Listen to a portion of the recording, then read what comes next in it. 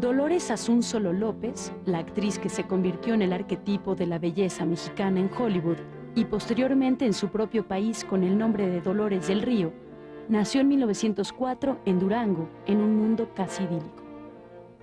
Descendiente de una de las familias más ricas y poderosas de Durango, Dolores vio transcurrir sus primeros años entre gran amor, mimos y cuidados. Sus padres, Jesús Leonardo Asúnzolo y Antonia López Negrete y López, le procuraron una vida llena de seguridad, como una pequeña princesa rodeada de comodidades y lujo.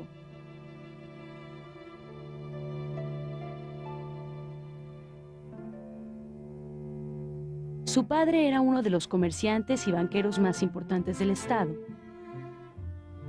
Doña Antonia, su madre, mantenía en su poder un enorme legajo de documentos propiedad de su familia, en los que certificaba con notario de por medio su legítima alcurnia que se remontaba a la misma España, pasando por toda la nobleza del virreinato. De hecho, para doña Antonia, Dolores naturalmente había nacido princesa, podía hacer y obtener todo cuanto quisiera.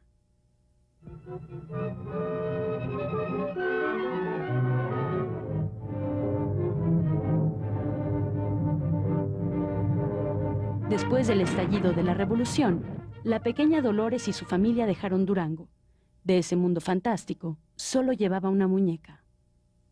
Todo esto sucedió hace muchos años, pero lo llevo vivo en el corazón, como si acabara de ocurrir. Años después, Dolores recordaba que en el tren rumbo a la Ciudad de México, veía en cada parada a los Emilio Fernández, a los Pedro Armendáriz, de bigotes y calzón de manta, con quienes haría después varias películas precisamente sobre la Revolución.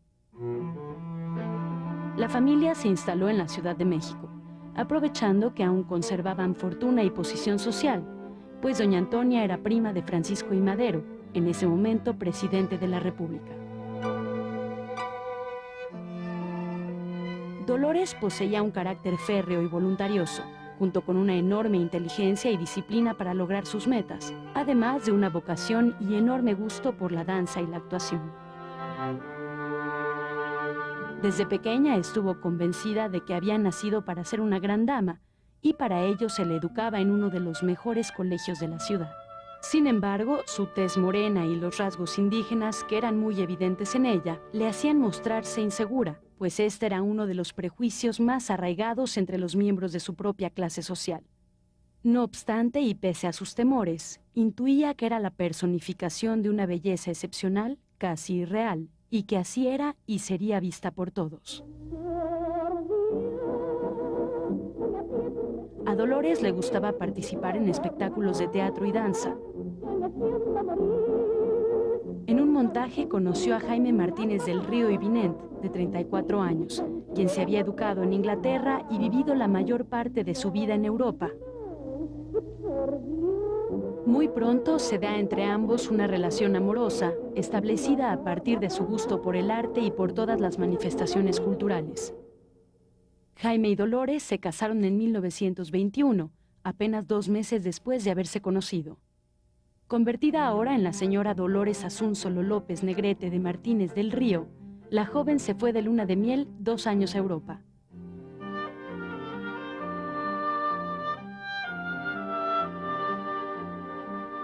Cuando regresaron a México, se instalaron en su rancho algodonero con el fin de ganar muchos millones, para después gastarlos en el viejo continente. Pero Jaime era más un hombre de arte que hacendado. Una terrible sequía, problemas con los trabajadores y otros hacendados, los obligaron más pronto de lo planeado a regresar a la capital casi en quiebra.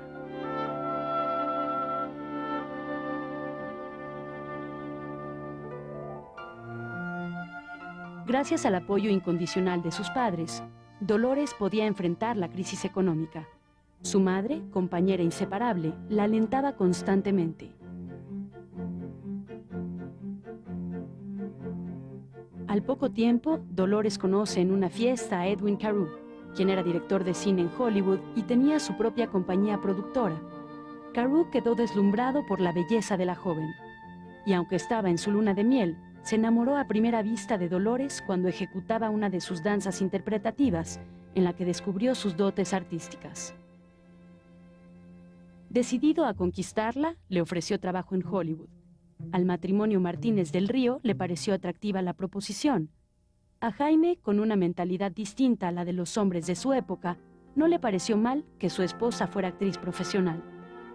Dolores, por su parte, se encontraba un poco indecisa por su condición de dama, pero su madre, que se mostró práctica e inteligente, le dijo que su futuro era más importante que cualquier prejuicio. Además, el mundo que siempre había deseado para ella, bien podría ser el reino mágico de Hollywood.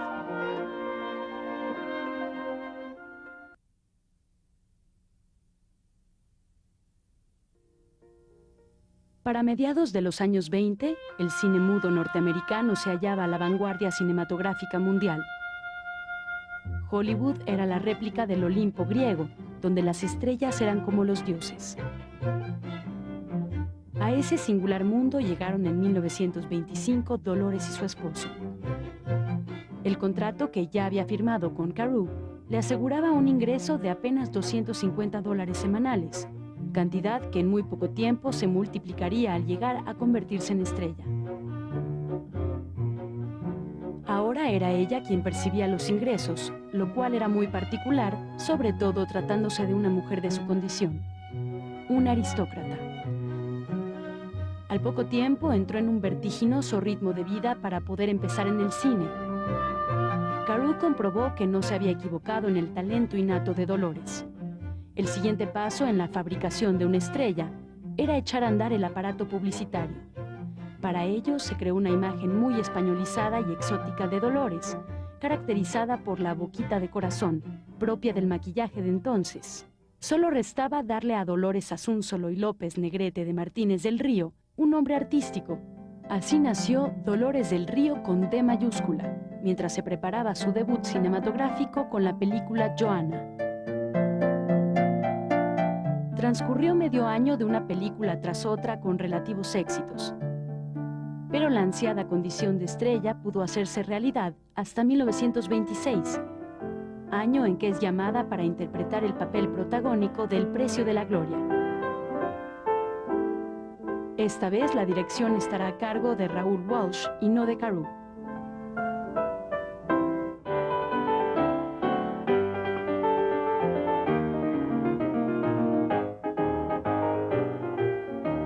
En esta cinta, ubicada en la Primera Guerra Mundial, Dolores interpreta a Charmaine, una joven francesa que despierta pasiones en los soldados estadounidenses.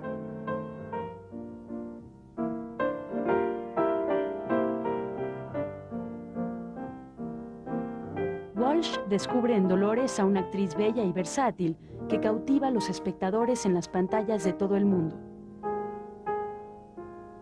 Es con El Precio de la Gloria que Dolores afirma su éxito en Hollywood. Se ha convertido en una estrella.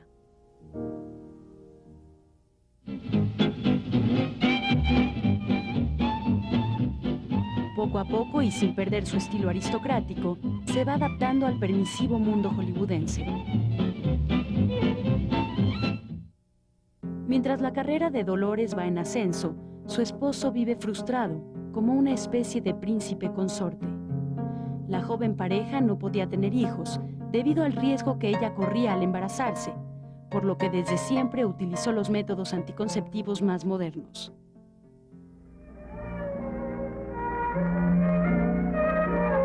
En 1927, Dolores filma Ramona, en la que interpreta el tema de la película como una muestra de que su voz estaba lista para inundar las pantallas gigantes y como anticipo de su preparación para enfrentar la inminente llegada del cine sonoro.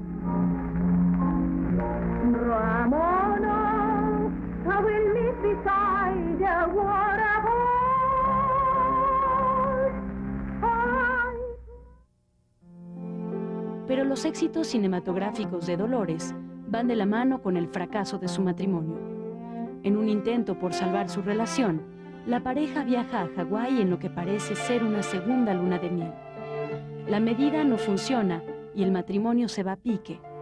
Finalmente, Dolores se divorcia de su esposo, quien se va a Europa con el propósito de triunfar por sus propios méritos. Sin embargo, muere al poco tiempo, sin haber logrado nada. Unos meses después, Dolores puede también librarse de los asedios y tutela de Carew, su eterno enamorado, para finalmente gobernarse ella misma. No obstante, y pese a estar ya distanciados, filman en 1928 Evangeline. La cinta narra una historia de amor que refleja en buena medida la pasión de Carew por Dolores. La actriz aparece en todo su esplendor, en un papel que le permite mostrar tanto momentos de gran simpatía como de dramatismo.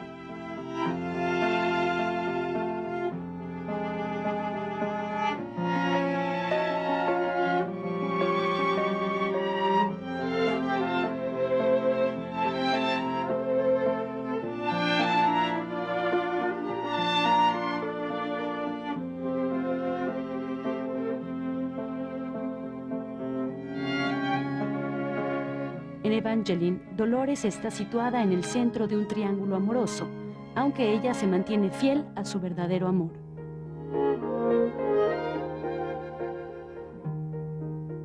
Era quizá la manera del director de entender que jamás podría poseer a la diva.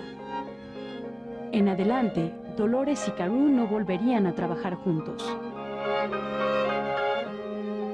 A los 24 años, Dolores del Río había logrado lo que parecía imposible, conquistar Hollywood. Pero quizá lo más importante es que había conquistado su libertad.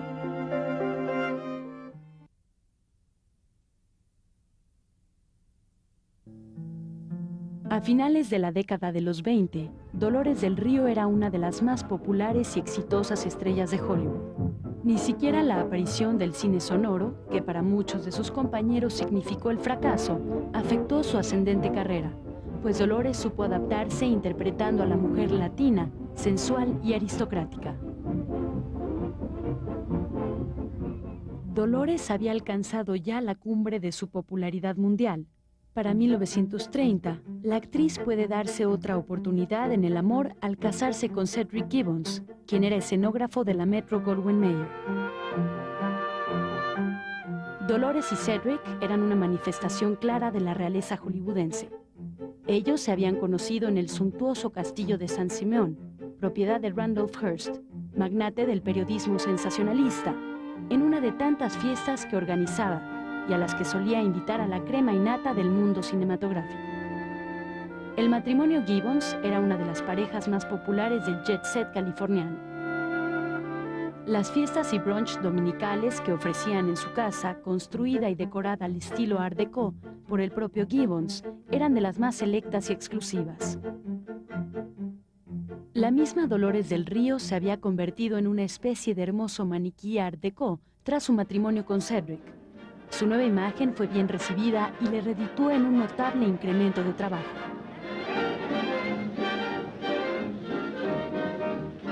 Para ese entonces, los productores de cine estaban convencidos de que la vida de una estrella no se prolongaba por más de 3 años, y ya muchos consideraban que la carrera de Dolores estaba acabada.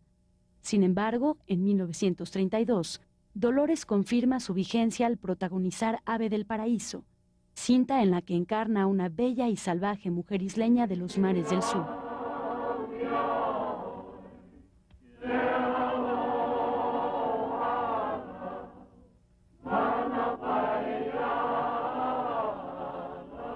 Con esta película, Dolores consolida su imagen exótica y sensual, que la convierte en uno de los símbolos eróticos de Hollywood en esa década.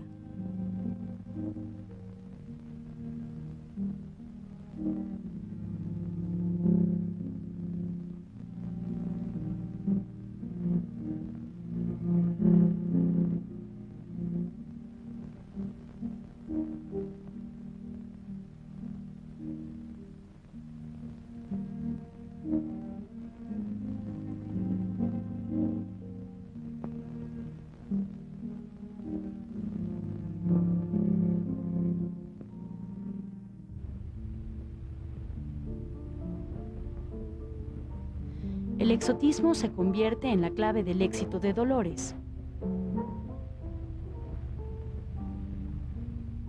En Volando a Río, interpreta a una aristócrata brasileña que se enamora de un joven estadounidense.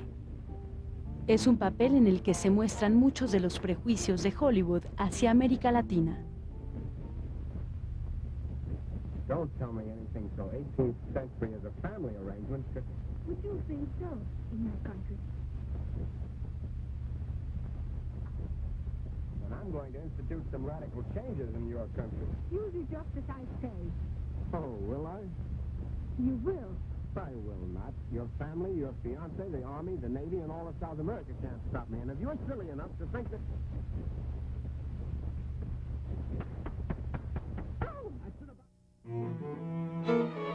Mientras tanto, en México se seguía con atención su carrera cinematográfica. En 1934, es invitada por el entonces presidente Abelardo Rodríguez a la inauguración del Palacio de Bellas Artes. Regresaba a México por primera vez. Dolores encontró un país distinto al que había dejado y muy pronto estableció contacto con los artistas e intelectuales de la época. De nuevo en Hollywood, Dolores ve cómo su carrera va en descenso y, pese a ello, rechaza las ofertas de trabajo que le ofrecen realizadores de cine mexicano. En 1937 conoce a Orson Welles, genio del teatro, la radio y el cine, medio al que apenas estaba probando y ya lo tenía seducido. Welles se sentía profundamente apasionado por Dolores y pensaba que ella era la representación perfecta del más alto ideal erótico, después de haberla visto nadar desnuda en Ave del Paraíso. La fuerza magnética y casi animal de Orson Welles terminó por atraer a la muy propia Señora del Río. La personalidad apasionada de Welles liberó la suya y no dudó en divorciarse lo antes posible de Cedric Gibbons. Al estreno de El Ciudadano Kane, película escrita, dirigida y actuada por Welles, Dolores llegó de su brazo e informó a la prensa que estaban comprometidos. Sin embargo, su romance con Welles fracasa. Él no contesta sus llamadas, incluso el telegrama en el que Dolores le anuncia la ruptura de su compromiso matrimonial. En 1942, Dolores del Río decidió terminar también con Hollywood. Divorciada de nuevo y con su padre ya muerto, comprende que es tiempo de renovarse y decide dejar la industria que la creó y consagró. Sabe que solo en México podrá lograr el ansiado cambio. Flor silvestre campesina, flor sencilla y natural.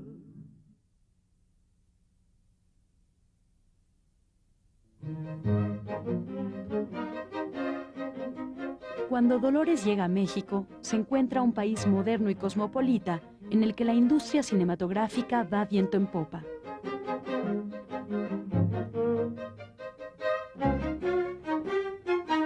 Ya instalada en la ciudad, sin proponérselo, se convierte en la reina de México, rodeada y querida por los artistas e intelectuales con quienes había trabado una sólida amistad desde 1934.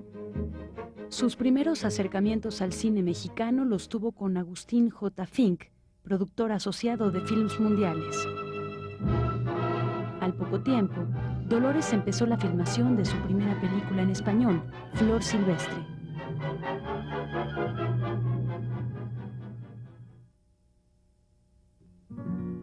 El director de la cinta fue Emilio "El Indio" Fernández. El papel protagónico masculino estuvo a cargo nada menos que de Pedro Armendáriz.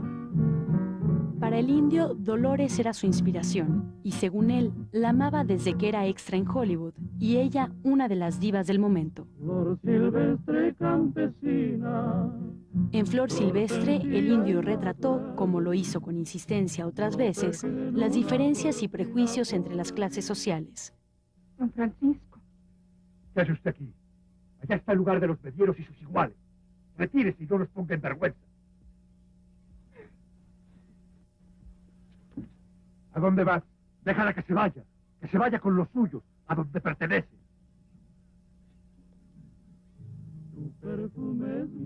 Pero también con la imagen de Dolores empezó a imponer su muy particular visión de lo mexicano en sus mujeres. De esta forma, la actriz dejó su glamour hollywoodense en las pantallas para vestir de campesina. La crítica y el público reconocieron la calidad de Flor Silvestre. Javier Villaurrutia afirmó que era la mejor película de ambiente campesino que se había hecho hasta entonces.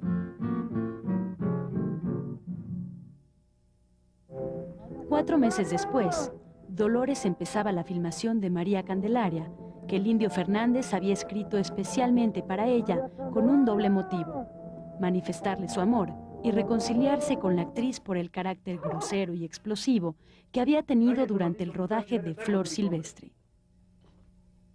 Pero María Candelaria le significó a Dolores agravios y hasta golpes por parte del Indio Fernández en la filmación, pese a que sostenía con él un discretísimo romance. No me la quite.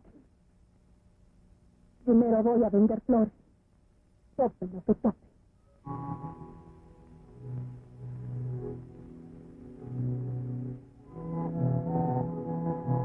A partir de entonces, Dolores del Río dejó de ser el símbolo del exotismo de la mujer latina en el extranjero para convertirse en símbolo de lo nacional en México.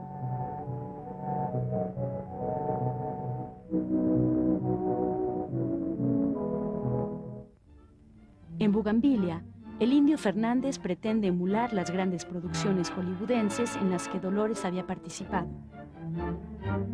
Ella aparece ya no como una campesina, sino como una señorita de la aristocracia provinciana que vive un amor desgraciado por culpa de los prejuicios sociales.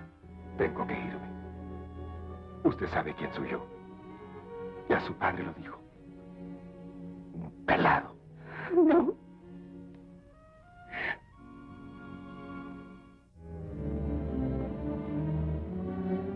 Al insistir en las diferencias de clase, el indio reflejaba algunos aspectos reales de su relación con Dolores.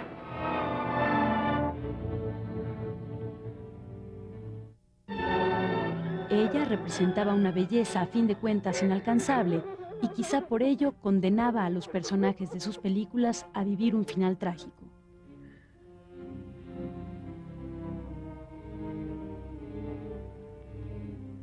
Nunca te perdonaré.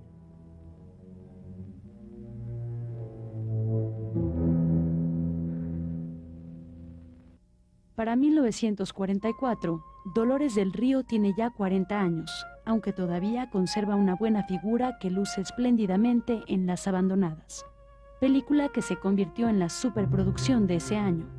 En esta cinta enfrenta el reto de mostrarse como la más glamorosa de las prostitutas en su descenso hacia una muy forzada y vulgar arrabalera.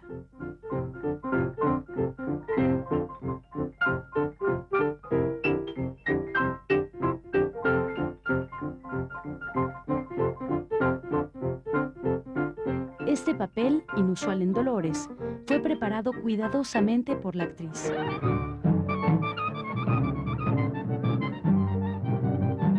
En Las Abandonadas, comienza a mostrar su capacidad para interpretar papeles más acordes con su edad.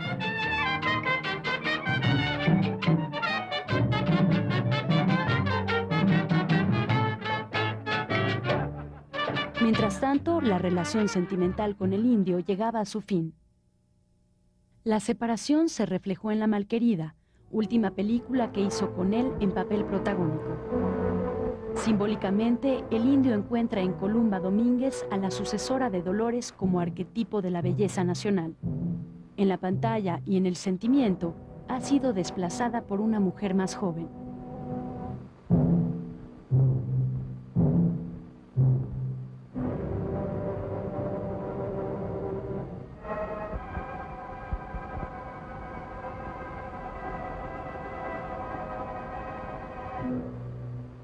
Vengo por ti, Acacia. ¡Esto no! ¡Esto no!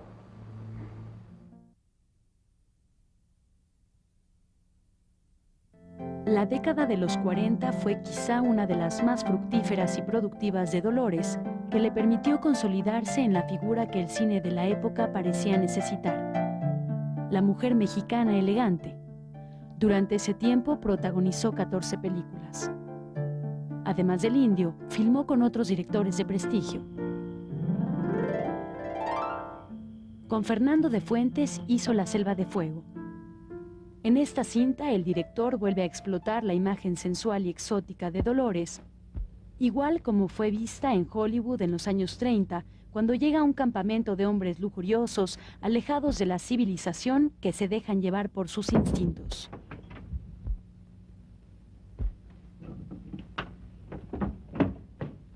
¿Quién está ahí? Tú no vas a disparar, Palomita. Esto no tiene remedio. Tú no serás de nadie más que de mulato que te va a querer mucho y te va a tener como una reina. No te acerques. No te acerques o disparo. Te juro que disparo. A este mulatito no le entran las balas. Lo único que le ha entrado son tus ojitos.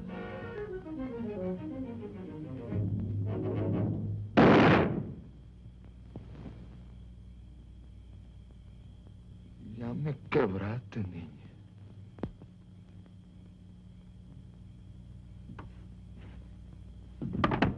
Posteriormente, trabaja con Roberto Gabaldón en La Otra. Considerado como uno de los directores de cine de calidad de ese momento, Gabaldón, junto con José Revueltas, su guionista de cabecera, crean una película de ambiente urbano, similar al cine negro de Hollywood. ¿No encontraste algo mejor que ponerte? En esta cinta, la imagen de Dolores es muy diferente a la belleza arquetípica mexicana creada por el Indio. Ella debe representar a dos hermanas gemelas con formas de ser radicalmente opuestas. Sabré aceptar la dosis de ironía que me ha deparado el destino.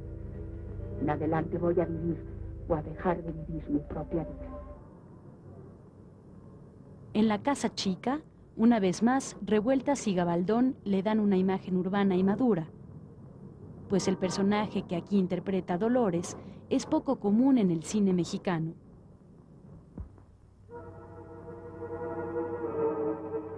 Es la amante fiel que acepta durante largo tiempo compartir a un hombre casado.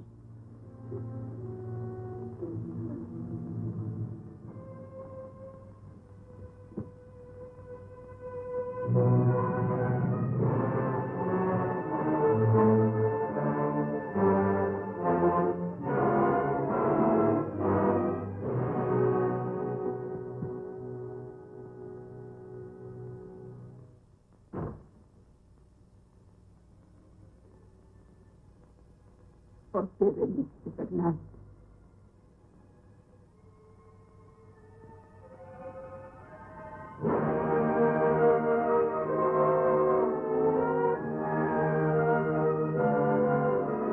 La vida y carrera cinematográfica de Dolores habían estado casi siempre determinadas por una presencia masculina, lo cual revelaba su lado frágil y tradicional. Después de su ruptura con el Indio Fernández y con el propósito de ser una verdadera actriz dramática, decide que será ella misma quien se represente y busque las mejores ofertas de trabajo. Ahora debo luchar sola, sin ayuda de nadie, sin apoyo alguno. Pero he decidido no dejarme vencer por la fatalidad. Terminaré mi carrera de un modo u otro, con los sacrificios que sean necesarios. En los 40, el ritmo de la vida social y laboral de Dolores es vertiginoso, tanto en México como en Estados Unidos, país con el que siempre mantuvo lazos muy estrechos. Prueba de ello es que a finales de 1946, Dolores empieza a filmar El Fugitivo, bajo la dirección de John Ford, con quien siempre había deseado trabajar durante su época dorada en Hollywood.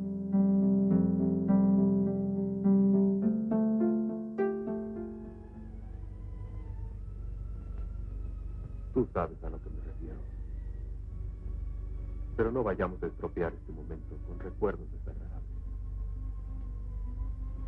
Hasta ese momento, el balance de su carrera y de su situación familiar y social es muy favorable. No así su vida emocional, ya que después de varios romances sin trascendencia, el sentimiento de soledad es mayor.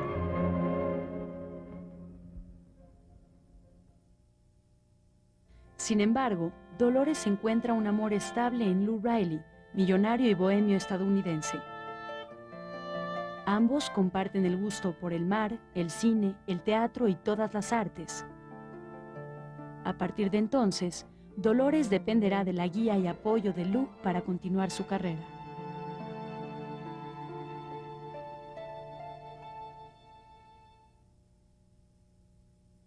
Aunque para esta época Dolores tiene más de 40 años, sigue interpretando papeles juveniles. Finalmente, y después de La Malquerida, Alejandro Galindo le da la oportunidad de encarnar un personaje de acuerdo a su edad, que a la vez le permita mostrar mucho de sus dotes histriónicas. En Doña Perfecta, Dolores representa a una mujer dominante, envuelta en el ambiente conservador de una ciudad provinciana del siglo pasado. Está quedando muy bien. Te felicito. Gracias, señor. Veamos el estofado. La interpretación de este personaje, lleno de matices y contradicciones, fue premiado en su momento con un Ariel al mejor papel protagónico femenino. Entre Rosarito y el ingeniero hay ya algo más que la natural simpatía entre sí. Al contrario de la mayoría de las actrices que dejaban los escenarios por la edad, Dolores tuvo el acierto de encontrar, en la interpretación de la complejidad de las emociones de una mujer madura, la clave para permanecer en la pantalla.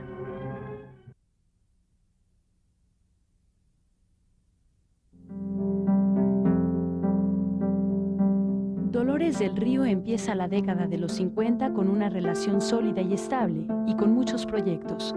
Sin descuidar su participación en el cine, ha empezado a dirigir su atención hacia el teatro, la radio y la televisión.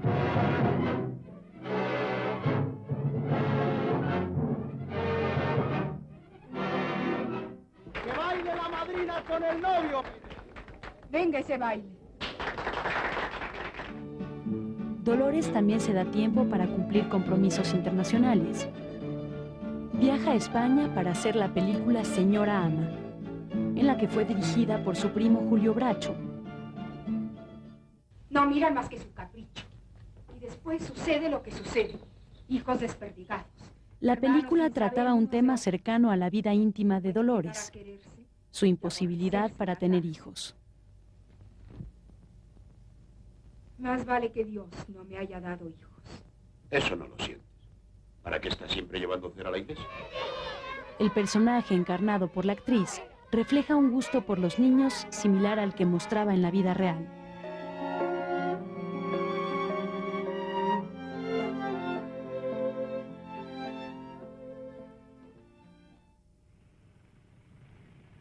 De vuelta en México, haría la poco afortunada película ¿A dónde van nuestros hijos?, de Benito Alarraqui.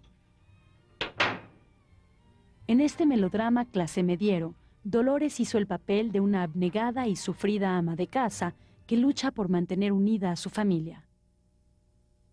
Por Dios, ¿qué quieres que haga? Hace 25 años que nos vemos a diario. 25 años que traté de hacerte feliz. Pues fracasaste.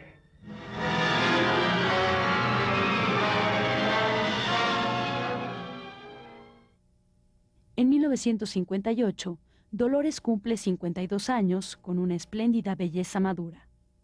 Para ese entonces, realiza su debut teatral en México con la obra El abanico de Lady Windermere, de Oscar Wilde.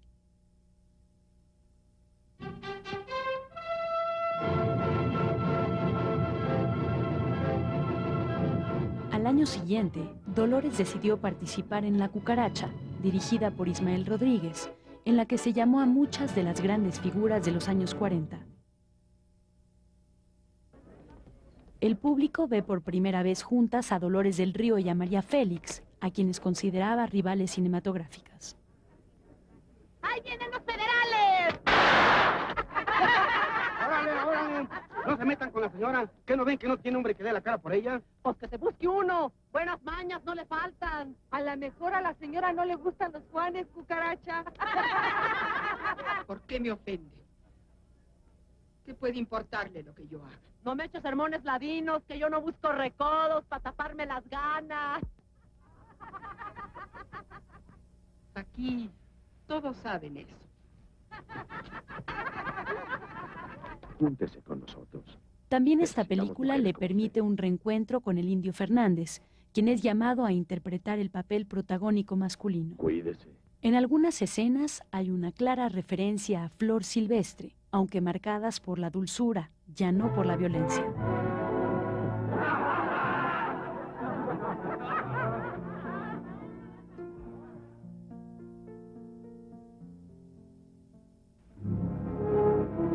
De cualquier manera, en La Cucaracha, Dolores y el Indio aparecen como la añoranza por una época de oro del cine mexicano que ya todos veían terminada.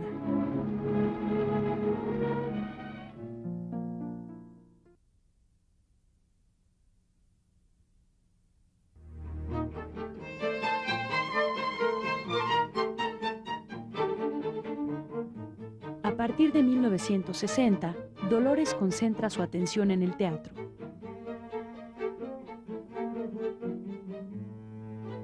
Montó piezas clásicas como Espectros y Mi querido embustero, con las que el público pudiera, según ella, acercarse al buen teatro. Es su pasión por los escenarios la que la ayuda a sobrevivir y a mantenerse vigente en su carrera. Y quizá por esa vigencia, aunque sea esporádicamente, Dolores aún podía tener presencia en el cine de los 60. En El pecado de una madre, la actriz encarnó a una mujer madura de sociedad que, al no poder ser madre, adopta al hijo del amante de su esposo cuando éste muere. Yo no soy tu madre, Gustavo. Eres hijo de él y de una mujer a quien quiso más que a mí. Mamá. Mamá, no es cierto. Mi madre eres tú. Lo he sido. Lo seguiré siendo en el corazón. Pero no has nacido de mí. También era recordada en Hollywood, a donde regresó a filmar algunas películas. En Black Star aparece al lado de Elvis Presley, el cantante de moda de aquel tiempo. A fines de 1964, Dolores filma en los Estados Unidos El ocaso de los Cheyennes, de John Ford, cinta en la que el director se disculpaba con las etnias norteamericanas por haberlas presentado como salvajes en sus películas del oeste. El lazo que Dolores mantiene con Hollywood es aún muy fuerte y viaja constantemente a Estados Unidos para actuar en diversas series televisivas como Marcus Welby.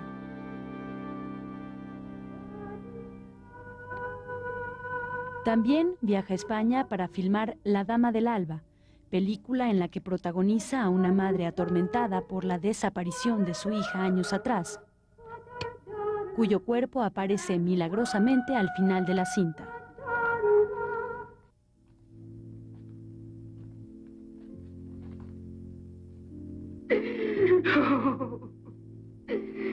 Dios me ha escuchado. Mi hija.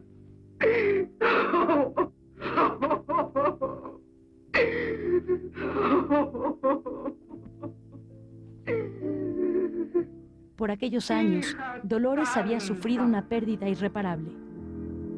Con la muerte de doña Antonia, su madre, la actriz ya no contaría más con la presencia de su inseparable compañera, amiga y cómplice. PECIME, Periodistas Cinematográficos Mexicanos, rinde homenaje a Dolores del Río. Incansable, Dolores se había convertido, casi desde su regreso en 1942, en un personaje importante de la vida cultural y social de México. Imposibilitada para ser madre, se convirtió en protectora de los niños cuyas madres tenían que trabajar en el mundo del espectáculo.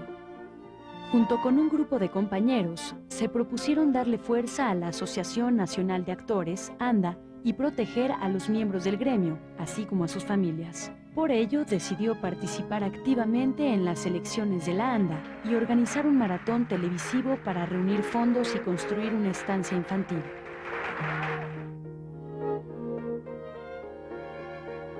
Su amistad con políticos, artistas e intelectuales también le permitió gestionar actividades culturales como el Festival Cervantino. Dolores había creado la impresión de ser inmortal por su eterna belleza. Sin embargo, al inicio de la década de los 80, cae gravemente enferma por su artritis, que se vio agravada al contagiarse de hepatitis. A los pocos meses, serena y aún hermosa, Dolores del Río murió en los brazos de su esposo Lou, el 11 de abril de 1983. No tengo miedo a la muerte. He pagado con mi trabajo las alegrías que la vida me dio. He visto cómo el tiempo pasó, o cómo yo fui pasando por el tiempo. Y contemplo mi obra con alegría.